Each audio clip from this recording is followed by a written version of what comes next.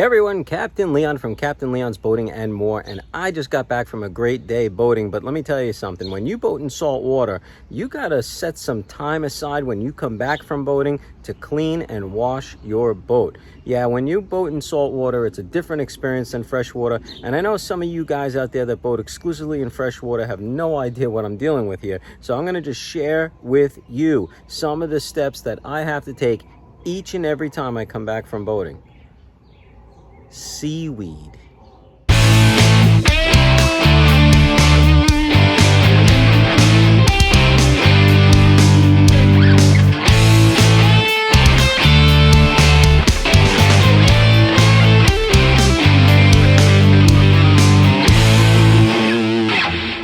So your while this boat is normally pristine, waxed, clean, that's the way it looks before I go out.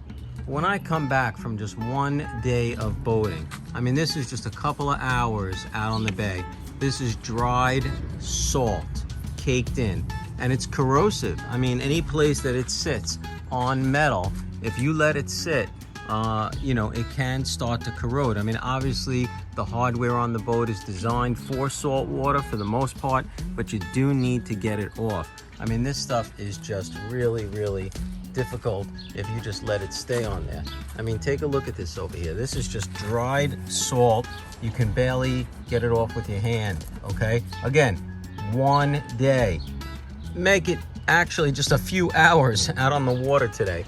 Yeah, so we got seaweed dried on here, okay? This boat just really needs to be completely cleaned with soap and water. And that salt that you're looking at right here, that's inside your engine as well, because our engines on these boats are in fact cooled exclusively through the water that is, you're boating in. It's not a freshwater cool system like some other vessels. So you got to get that salt out from inside the engine, and we're going to cover how I do that too. So here we go. The first thing I'm going to do is just hose off the whole boat with just some water so that it can sit and start to loosen up some of that salt.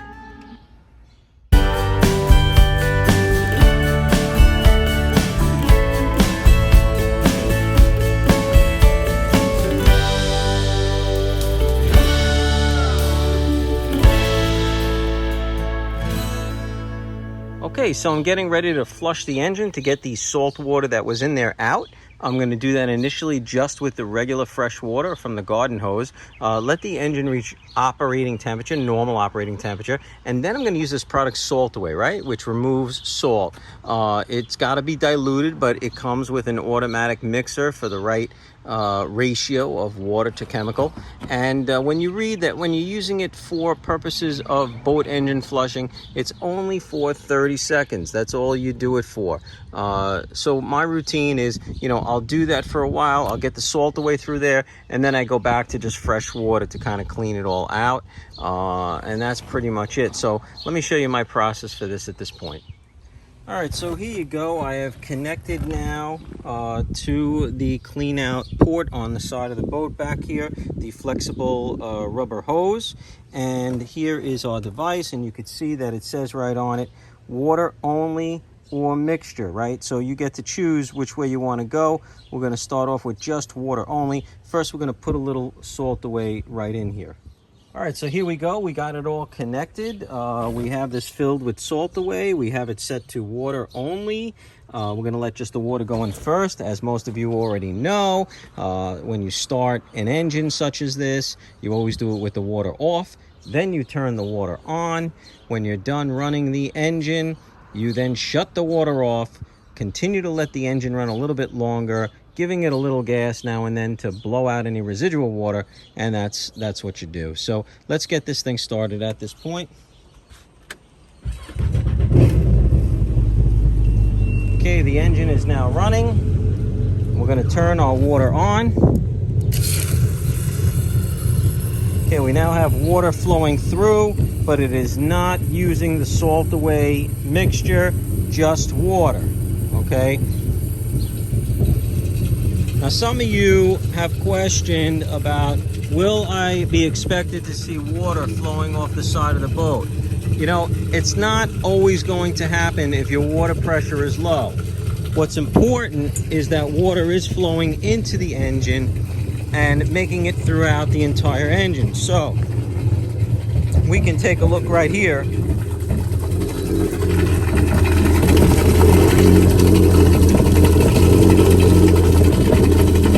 in this corner right there, that's the water flowing through the thermostat. And as the engine warms up, you're going to see more of that water coming out. You also see water coming out of the exhaust. So we know water is flowing through the engine. That's what's important, right? Here we can see just a drizzle was coming out a minute ago, but not much. So that's not really mandatory on the hose. That's dependent upon your water pressure. When you're underway though, you really should see water coming out that flow indicator.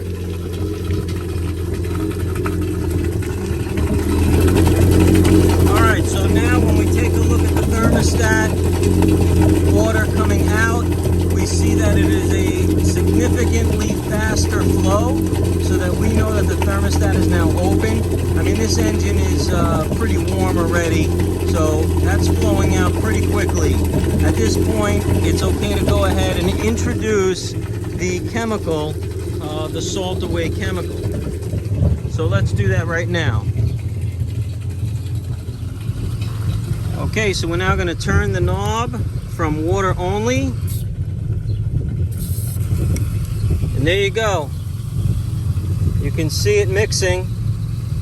And this is just basically a 30-second ordeal.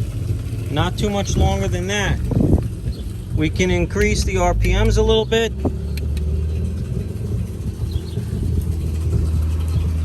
And what you're going to start to see is suds. There you go.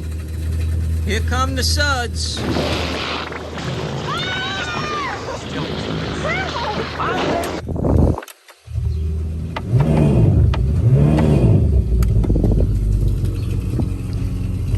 That's the salt away going through. Now we can go ahead now and turn it back to just regular water. As a matter of fact, I'm going to disconnect this device to get even a better flow of water.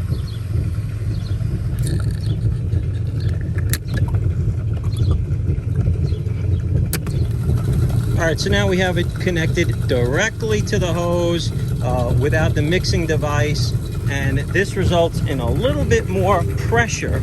So as you can see, we got a stream, right? All good.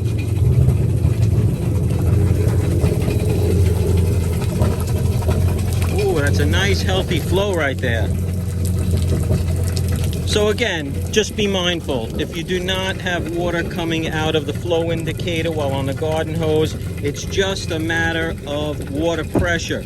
Increase the pressure and you're going to get the flow. But it's not indicative of water not getting into your engine for cooling. The main component for that would be just to see it flowing out the back. That's what you're looking for, okay? That's what you're looking for. Oh my goodness, the stuff you read online is hilarious. One guy even said that you are done flushing your engine after saltwater use when you could no longer taste the salt in the outflow of the water. I mean, for real?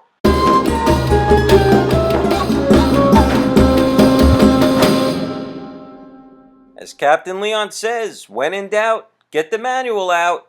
That's right, the real answer is run the engine at a fast idle for 3 to 5 minutes. That's all you need, right? And when you're done, shut the water off and then pulse the throttle. Okay, go to half throttle and back, and do that, revving that engine just for about 10 to 15 seconds with the water off, and that'll blow out any residual water.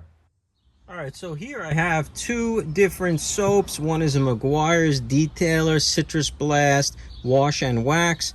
The other, recommended by my son Jonathan, is Citrus Wash and Gloss. Gives a ultra premium citrus based type wash. I will say this does smell great, but besides that, it leaves a real slick, glossy appearance. So, you know, I kind of alternate. They're both real good. Look, these are not anything marine specific, but they do the job. And we're just going to pour some in a bucket here. So We'll give this a little shake.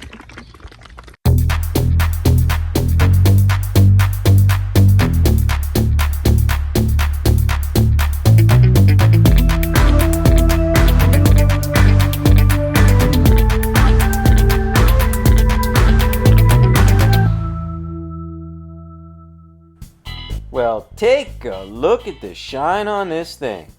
Yeah, I'm often at the boat ramp being congratulated on the purchase of my new boat, and I have to disappoint them and let them know, sorry, it's 8 years old and almost 300 hours on the engine. But proof positive right there that you can keep your boat looking great. And when we consider the value of boats today, wow, it certainly is worth your time to maintain your vessel.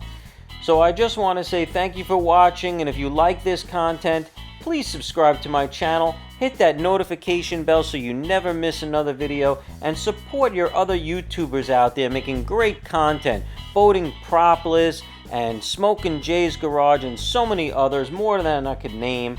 But thank you for your time, thank you for watching. Captain Leon, signing off.